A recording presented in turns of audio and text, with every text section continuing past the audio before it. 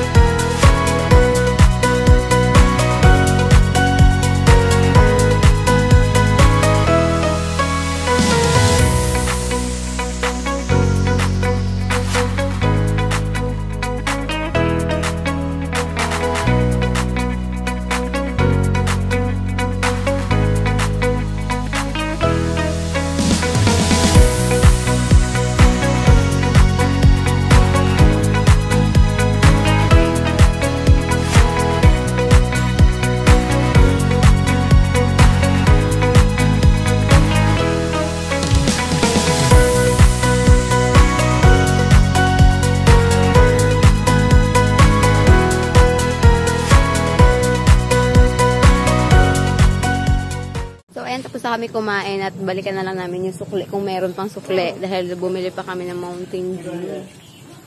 Ito yung mga ano nila.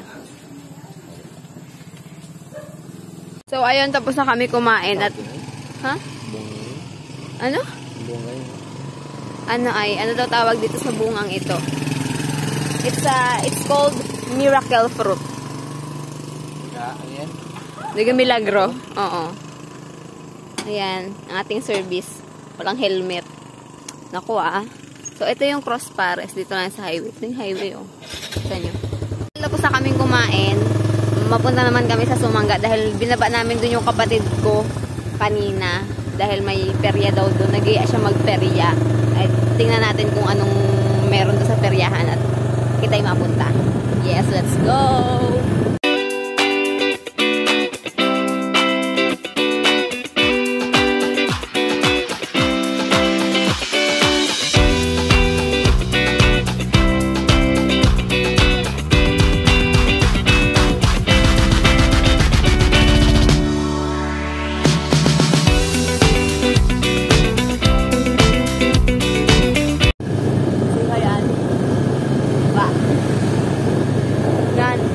Walang helmet ha. Huwag kayong magaya sa amin, wala kaming helmet.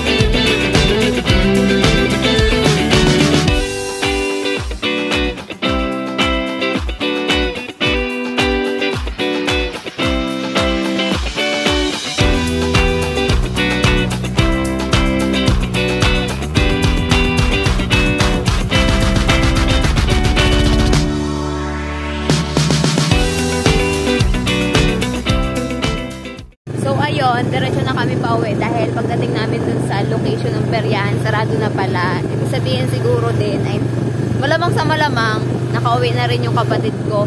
At pasensya na guys ha, kasi wala talagang ilaw yung motor. Kasi nasira yung switch. Tama ba? Switch.